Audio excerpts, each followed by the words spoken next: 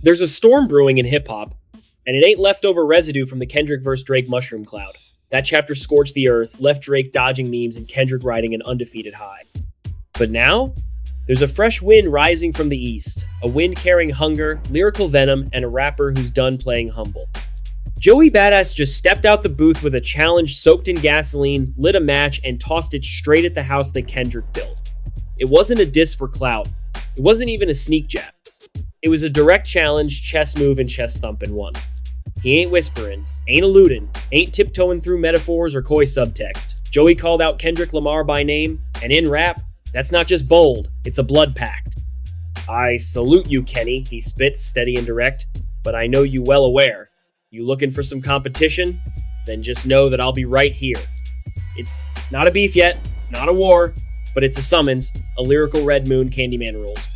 And to understand how we got here, how Joey went from chess piece to potential Kingslayer, you gotta rewind to when he first started shaking the table.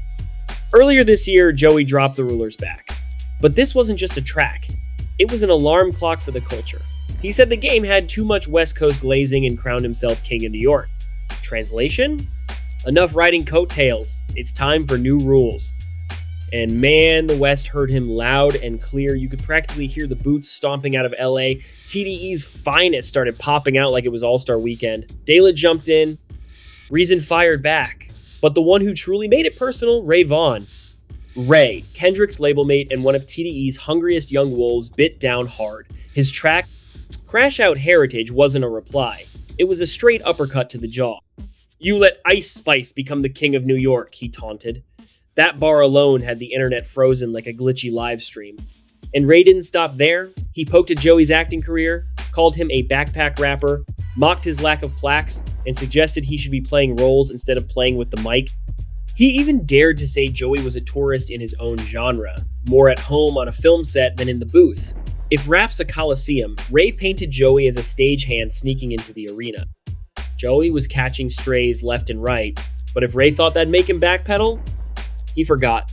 This is Joey Badass. This is the same kid who dropped 1999 at 17 and made the whole underground scene pause. He's been waiting for this smoke.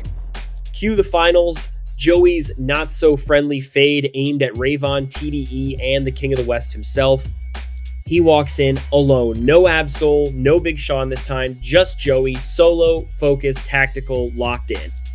And the first bar, he drops the sarcasm like a guillotine. What kind of top dog is you? You more like a Shih Tzu. Woo. Ray gets painted as a lab-bred mutt, more bark than bite. Then Joey lands a haymaker. You was cloned in the lab, dog, you're artificial. Known for your label, not cause you're artificial. A triple entendre wrapped in metaphor, and that's just the appetizer. Joey starts teeing off on the entire TDE movement, positioning himself not just as opposition, but as replacement. Tell Top we about to start TDE East, he says, invoking the ghost of Tupac's Death Row East dream. And then, the gloves are off.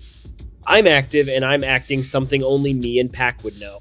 That line ain't just a flex. It's a psychological bullet aimed straight at Kendrick's heart. Because if there's one thing Kendrick reveres beyond craft, it's Tupac. And Joey just claimed the same dual-lane legacy. Rapper and actor, poet and performer, East Coast spirit and West Coast disruptor. And he doesn't stop swinging. He dismantles Vaughn brick by brick. You ain't even got Kendrick's number. Translation? You're doing all this writing for a man who doesn't even know you exist. He accuses Ray of pretending to be hungry when he's actually just thirsty for Kendrick's attention. Then he mocks the fact that Ray's biggest spotlight came from beefing with him, not from dropping a breakout track or carrying his coast. He even throws shade at Ray's project rollout. I did more for you than your whole of TDE. Should have signed to me. The deeper Joey gets, the clearer his mission becomes. Ray, Daylyt even reason they're just obstacles, stepping stones. This ain't about them. It's about Kendrick. But Ray didn't go down quiet. Not even close. His rebuttal track whole era was less diss, more demolition job. If Joey brought gloves, Ray brought brass knuckles. Baby teeth, you ain't even got a plaque yet. That's how Ray opens, and that's the softest part. He starts dragging Joey's rap stats, concert ticket sales, YouTube views, an entire catalog like a prosecutor with a PowerPoint. He says Joey's biggest commercial moment happened in 2017, devastated, all-American badass era. And what's he done since? Power? Ray even dips into the personal, hinting that he ghost wrote for Joey's fiancée, Soraya. Who and nobody. I was writing for your baby mama. That's not a diss. That's Maury with a mic. He clowns Joey for having no plaques, saying his verses are BBLs, all ass. He says Joey's stuck in 1999. He calls his EP a 3-pack of apologies. He says Joey dissed the whole West, only to start begging for Kendrick's attention. And then the coldest punchline? Don't let power get your TV turned off. Mic drop. But here's the twist. Ray isn't really the target. He's just in the crossfire. Because Joey, he's looking past Ray, past Daylyt, past reason. He wants the boogeyman. This ain't just music, it's strategy. Joey isn't swinging wildly, he's picking locks, testing pressure points, laying traps. If you've studied Kendrick, you know his code. Say my name and I'll pop out. He said it in Element, he proved it with Control, and with Drake, he embodied it. But for years, nobody had the guts to call Kendrick with intent. They name-dropped out of flattery, gave subliminals, threw gentle pebbles at the throne. Not Joey. He pulled up like, yo, I'm not here for your soldiers, I want the general.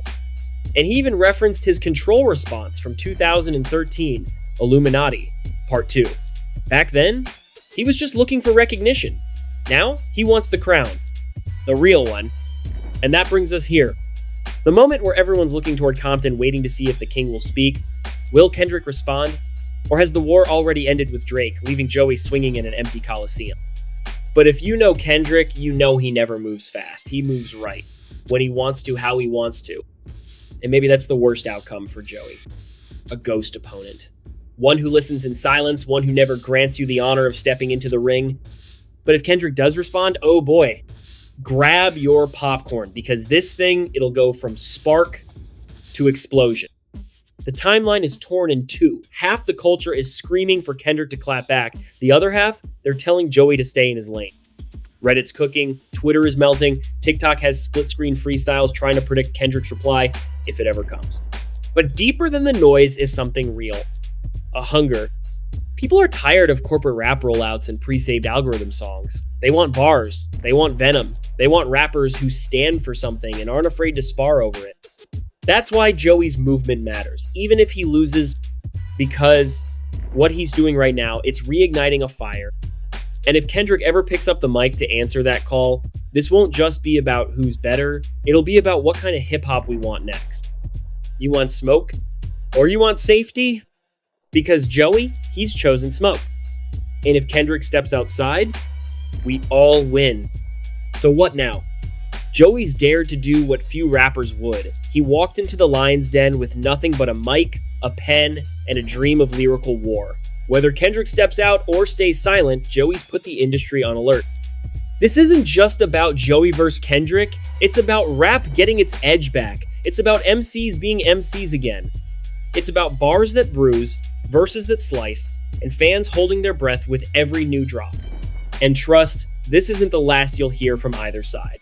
Because if you listen close, you can already hear it. The faint scribble of pens warming up, the quiet hum of studios at midnight, the silence before the next earthquake.